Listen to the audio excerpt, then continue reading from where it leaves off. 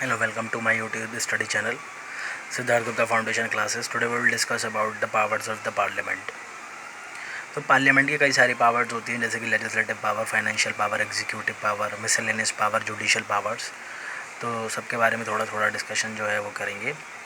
सबसे पहले आता है लेजिस्लेटिव पावर। तो हमारे देश के अंदर 3 ऑर्गन होते हैं, लेजिस्लेटिव, एग्जीक्यूटिव और जुडिशरी। लेजिस्लेटिव का काम होता है कानूनों को बनाना, एग्जीक्यूटिव का काम है मंत्रियों का, मिनिस्टर्स का कानून को लागू करना, और जुडिशरी का काम है जो काम बनाए हुए कानून है उन कानूनों की रक्षा करना। तो आता है सबसे पहले लेजिस्लेटिव। तो लेजिस्लेटिव पावर के अंदर जो पार्लियामेंट से संबंधित पावर्स होंगी, जो लॉज से संबंधित पावर्स होंगी, लॉज को बनाने से संबंधित पावर्स होंगी, वो पावर्स आएंगी। तो सबसे पहले हमारे जो लॉज होते हैं वो 3 पार्ट में डिवाइडेड हैं। कुछ लॉ होते हैं जो कि सेंट्रल सरकार के अंतर्गत आते हैं, कुछ ऐसे विषय होते हैं, कुछ ऐसे सब्जेक्ट्स होते हैं, कुछ ऐसे मुद्दे होते हैं जो स्टेट गवर्नमेंट के अंडर में आते हैं, और कुछ ऐसे होते हैं लॉज या मैटर्स जो कि स्टेट और सेंटर दोनों के बीच में आते हैं, दोनों जो हैं दोनों के लिए कॉमन होते हैं, दोनों के जो है वो अधिकारों के अंदर आते हैं। और कुछ ऐसे होते हैं जो तीनों में किसी पे नहीं होते हैं, वो जो है वो पार्लियामेंट के यानी कि सेंटर के अंतर्गत ही आते हैं। तो सबसे पहले हमारी 3 तरीके की लिस्ट होती हैं। यूनियन लिस्ट, जो सेंटर सरकार के अंडर में आते हैं जो लॉज, जो सब्जेक्ट मैटर्स। दूसरा होता है सब्जेक्ट लिस्ट, जो कि स्टेट सरकार के अंतर्गत आते हैं। और तीसरा होता है कॉन्करेंट लिस्ट, जो स्टेट और सेंटर दोनों की सरकार के अंतर्गत आते हैं। और जो इन तीनों में नहीं आते हैं उन्हें कहते हैं हम रेजिडुअरी लिस्ट। तो पार्लियामेंट के पास जो है पावर होती है कि वो 97 यूनियन लिस्ट के अंदर 97 सब्जेक्ट्स होते हैं, और इन 97 सब्जेक्ट्स के जितने भी मैटर्स होते हैं, जो सब्जेक्ट मैटर्स होते हैं, जो भी विषय होते हैं इनसे रिलेटेड, वो सब जो है वो पार्लियामेंट के अंडर में आते हैं, यानी कि स्टेट सेंटर की सरकार के अंतर्गत में आते हैं। फिर आता है कॉन्करेंट लिस्ट। कॉन्करेंट लिस्ट के अंदर 47 सब्जेक्ट्स होते हैं, और ये कॉमन होते हैं, ये स्टेट की सरकार के अंडर में भी आएंगे और जो है वो सेंट्रल की सरकार यानी कि पार्लियामेंट के अंडर में भी आएंगे। और फिर आता है स्टेट लिस्ट, जो जिसमें होते हैं 66 सब्जेक्ट मैटर्स। तो ये स्टेट लिस्ट के अंदर आते तो सब्जेक्ट मैटर्स जो हैं वो स्टेट की सरकार पे है, लेकिन अगर इमरजेंसी लग जाए, राष्ट्रपति शासन लग जाए, तो ये जो सब्जेक्ट मैटर्स हैं सेंटर की सरकार के अंतर्गत आ जाते हैं इन केस ऑफ इमरजेंसी। तो ये जो है पावर्स हो गए, लेजिस्लेटिव पावर हो गई कि पार्लियामेंट के पास पावर है कि वो 97 विषयों पर यूनियन लिस्ट की, 66 in case of emergency state list में, और 47 मैटर्स कॉन्करेंट लिस्ट में। और अगर तीनों के अलावा कोई और विषय नया निकल कर आता है, जैसे हमारे धीरे धीरे मॉडर्नाइजेशन बढ़ रही है, कोई नया मैटर निकल कर आता है, तो वो मैटर भी जो है वो पार्लियामेंट के अंडर में आ जाएगा। तो ये पार्लियामेंट की लेजिस्लेटिव पावर कहलाएगी कि इन सारे लॉज पर जो है पार्लियामेंट का कंट्रोल है, यानी कि सेंटर की सरकार का कंट्रोल है। ठीक है। और जो भी सब्जेक्ट मैटर मेंशन नहीं होते हैं, ना ही यूनियन लिस्ट में होते हैं, ना स्टेट लिस्ट में होते हैं, ना कॉन्करेंट लिस्ट में होते हैं, उन्हें कहते हैं हम रेजिडुअरी लिस्ट या रेजिडुअरी सब्जेक्ट्स। और ये किसकी अथॉरिटी में आएंगे? पार्लियामेंट की अथॉरिटी में आएंगे। तो ये हमारी हो गई लेजिस्लेटिव पावर। और क्या होता है कि जैसे कि मान लो कोई लॉ बनना है, ठीक है, लॉ बनने के लिए पहले कोई भी लॉ बनने का जो प्रोसीजर होता है, पहले लोकसभा से पास कराना होता है, फिर राज्यसभा से पास कराना होता है, और फिर प्रेसिडेंट के साइन के लिए जाता है। जब प्रेसिडेंट उस बिल पर साइन कर देता है तो वो लॉ बन जाता है। लेकिन अगर मान लो पार्लियामेंट सेशन में नहीं है, ठीक है, तो और बहुत ज़रूरी है कि एक थोड़े समय के लिए कानून का बनना बहुत ज़रूरी है, टेम्पररी लॉ बनना बहुत ज़रूरी है।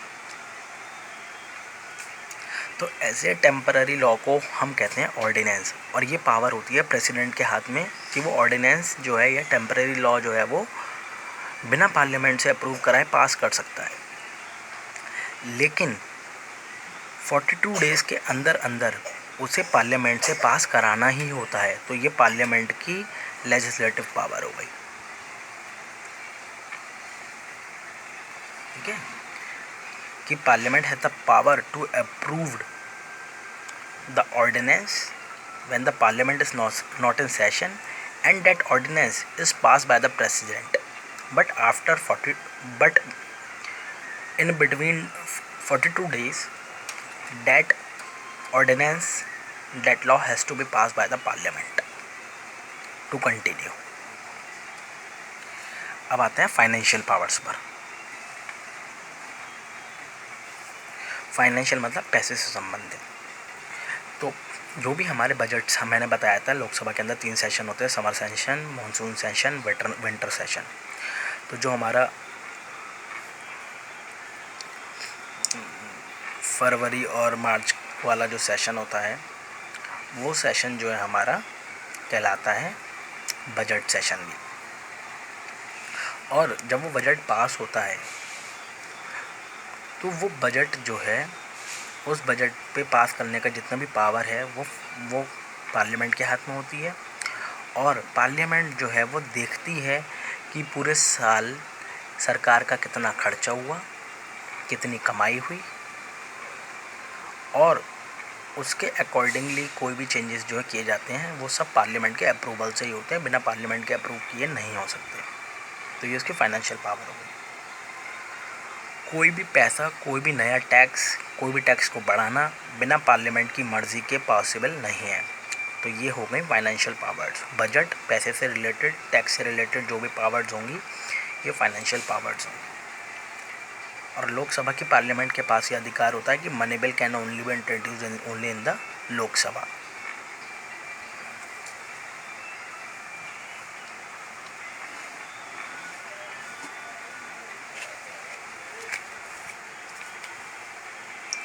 अब आता है जुडिशियल पावर, यानी जज से रिलेटेड पावर। तो जज के पास क्या अधिकार होते हैं? पनिश करने का अधिकार है ना। तो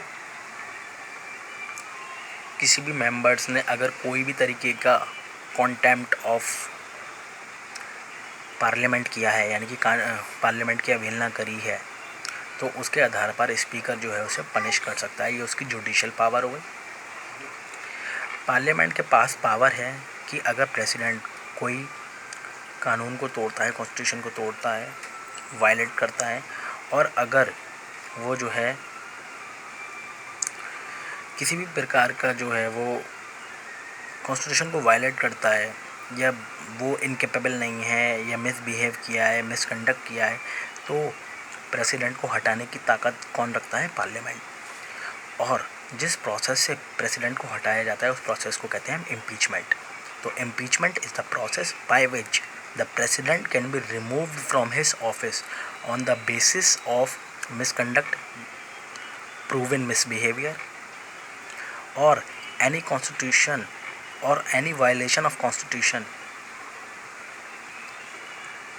तो उसे रिमूव कर दिया जाएगा by the process of impeachment. लेकिन प्रेसिडेंट को रिमूव करने के लिए पार्लियामेंट के 2/3 मेजॉरिटी की सहमति ज़रूरी है। मतलब 2/3 मेंबर्स जो हैं वो इस बात पर निश्चय कर लें और प्रेसिडेंट के खिलाफ सबूत जो हैं वो इकट्ठे हो जाएं, और उसके खिलाफ जो है वो सबूत मिल जाएं, और 2/3 मेजॉरिटी जो है इसे अप्रूव कर दे कि प्रेसिडेंट को हटना चाहिए।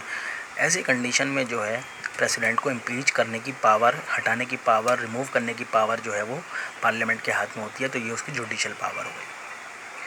पार्लियामेंट के पास पावर केवल प्रेसिडेंट को हटाने की नहीं है, बल्कि सुप्रीम कोर्ट के जज, हाई कोर्ट के जज, कमिश्नर, इलेक्शन कमिश्नर, इन सबको हटाने की ताकत भी पार्लियामेंट के पास में होती है। लेकिन वो रेजोल्यूशन 2/3 मेजॉरिटी के द्वारा दोनों हाउसेस से, लोकसभा से भी और राज्यसभा से भी पास होने चाहिए, तभी जो है वो उनको हटाया जा सकता है। तो ये उसकी जुडिशियल पावर हो गई। हटाने की पावर जो है वो जुडिशियल पावर हो गई।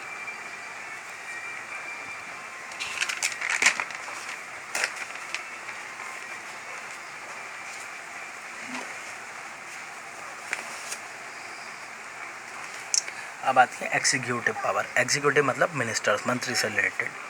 तो सरकार कोई भी अपने मनमाने ढंग ना करे। मैंने बताया था क्वेश्चन आर होता है, क्वेश्चन आर में इंटरपेलेशन किया जाता है, यानी क्वेश्चनिंग की जाती है, सवाल जवाब किए जाते हैं। और पार्लियामेंट की जो अपोजिट पार्टी होती है वो रूलिंग पार्टी से सवाल जवाब करती है, और इस तरीके से पार्लियामेंट के पास पावर होती है कि वो सरकार की नाकामयाबी को सामने दर्शाती है। तो पार्लियामेंट के पास पावर है कि सरकार की नाकामियों को दर्शाने की पावर जो है वो पार्लियामेंट के पास है। ये उसकी एग्जीक्यूटिव पावर होती है।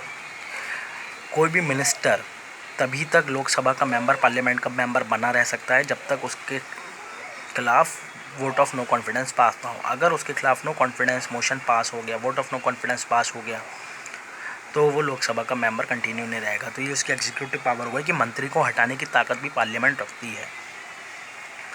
अगर वोट ऑफ नो कॉन्फिडेंस पूरी मिनिस्ट्री के खिलाफ पास हो जाए, यानी कि प्राइम मिनिस्टर के खिलाफ पास हो जाए, तो होल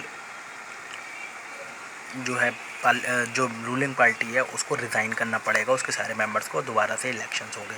तो हटाने की ताकत, यानी कि मिनिस्टर पे कंट्रोल करने की ताकत जो है वो राइट टू इंटरपेलेशन के through, vote of no confidence के थ्रू जो है वो मिनिस्टरों को भी अपने कंट्रोल में रखते हैं। इस तरीके से मिनिस्टर जो है वो कंट्रोल में रहते हैं पार्लियामेंट के। फिर आती है मिसलेनियस पावर। मिसलेनियस पावर के अंदर आती हैं, जैसे कोई भी नया स्टेट बनना है, कोई भी स्टेट का नाम चेंज होना है, कि उसकी बाउंड्रीज़ के अंदर, किसी भी स्टेट की बाउंड्रीज़ के अंदर कुछ हेर बदल करना है, कुछ बदलाव लाने हैं, तो ये पावर भी पार्लियामेंट के पास होती है। केवल पार्लियामेंट को अधिकार है किसी का भी नाम चेंज करना, उसके लिए रेजोल्यूशन पास होगा तभी नाम उसका चेंज हो पाएगा। ये मिसलेनियस पावर में आता है। और पार्लियामेंट के पास पावर है कि वो जो है वो लॉज बना सकते हैं, जो भी किसी के अधिकार होंगे। सुप्रीम कोर्ट में कितने जजेस, सुप्रीम कोर्ट के जजेस चेंज होते रहते हैं। प्रेजेंटली जो है जैसे 30 जजेस हैं, तो हाई कोर्ट के जजेस हैं, उनके नंबर चेंज होते रहते हैं। तो ये नंबर जो चेंज करने का डिसीजन कौन लेगा? पार्लियामेंट रहेगी, अकॉर्डिंग टू द नीड। ज़रूरत के हिसाब से पार्लियामेंट जो है वो स्ट्रेंथ डिसाइड करती है सुप्रीम कोर्ट की। और उस पार्लियामेंट के पास ही पावर होती है कि अगर दो स्टेट की कोई कॉमन कोर्ट हो, तो जैसे कि हरियाणा और चंडीगढ़ की कॉमन कोर्ट रहती है, तो ये पावर भी, ये अथॉरिटी भी जो है पार्लियामेंट के पास है कि दो या दो से ज़्यादा स्टेट के लिए की जो कोर्ट है, हाई कोर्ट है, वो कौन कौन से स्टेट्स की रहेंगी और कितनों की कॉमन रहेंगी, ये सारी चीज़ें डिसाइड कौन करेगा? पार्लियामेंट करेगी। तो ये पार्लियामेंट की मिसलेनियस पावर में आता है। Okay, thanks, watch the video till last, all the best.